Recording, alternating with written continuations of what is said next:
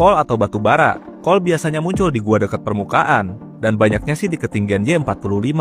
Coal bisa ditambang walaupun pakai wooden pickaxe. Pas udah ditambang, coal bisa dijadiin obor buat penerangan, bahan bakar furnace, atau buat api unggun. Coal juga lumayan unik, soalnya batuan ini bisa menghasilkan EXP. Jadi banyak player yang sengaja nambang coal buat benerin pickaxe mendingnya, yang butuh XP pas lagi keadaan darurat. Iron atau besi. Iron muncul di ketinggiannya 72 ke bawah, sampai ke atas kalau di pegunungan. Dan baru dapat ditambang pas udah dapat stone pickaxe. Kalau kamu beruntung, kamu bisa nemu iron ore vein atau sekumpulan biji besi yang banyak di dalam gua. Gak kayak coal, iron bakalan jadi raw iron yang harus dileburin dulu. Nah, nanti iron ingot inilah yang bisa dijadiin macam-macam item, kayak perlengkapan dan senjata, redstone, dan lain-lain. Jadi iron itu bahan tambang yang lumayan berguna, soalnya banyak dipakai di resep crafting. Copper atau tembaga. Copper muncul dari ketinggian Y112, dan sama kayak iron, yang baru bisa ditambang pakai stone pickaxe. Ada juga copper ore vein, yang punya banyak biji copper. Terus copper juga banyak muncul di bioma Dripstone Cave. Sama kayak iron sebelumnya, biji copper bakalan jadi raw copper, yang harus dileburin dulu, supaya jadi copper ingot.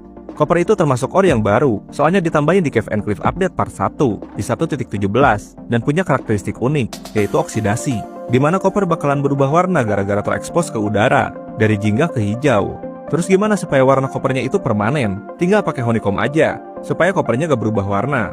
Seiring waktu update juga, koper banyaknya jadi item dekoratif. Contoh kayak struktur trial chamber, di mana hampir semua isinya ada macam-macam blok koper. Gold atau emas. Biji gold baru muncul di ketinggian Y24, atau bisa lebih tinggi, sama lebih banyak, di bioma Badlands. Gak jauh beda dari koper dan iron juga, raw gold harus dileburin dulu, supaya jadi gold ingot. Walaupun bisa jadi peralatan dan armor, gold itu lemah kekuatannya, jadi cepat hancur. Tapi akhirnya di Nether Update 1.16, gold bisa dipakai barter ke piglin, jadi lebih berguna. Gold juga punya varian lain selain batuan biasa sama deep slate. Ada varian netherrack dan gilded blackstone. Cuman kedua varian ini muncul di nether aja, dan ngasih gold nugget, yang harus di-craft jadi gold ingot. Atau kamu bisa pakai silk touch, supaya dapat blok bijinya, terus dileburin pakai furnace, kayak raw gold. Lapis lazuli muncul di ketinggian Y64 sampai negatif 64. Sama kayak coal, lapis lazuli langsung muncul pas ditambang, alias gak usah dileburin. Sama bisa ditambang pakai stone pickaxe. Lapis lazuli juga ngasih EXP, tapi fungsinya lebih sedikit. Paling dijadiin bahan enchantment, pewarna biru, atau dijadiin blok lapis lazuli itu sendiri. Nah, karena memiliki ketinggian yang gak jauh beda sama diamond, kadang player yang ngelihat dari jauh ngira lapis lazuli itu adalah diamond, khususnya di gua yang gelap.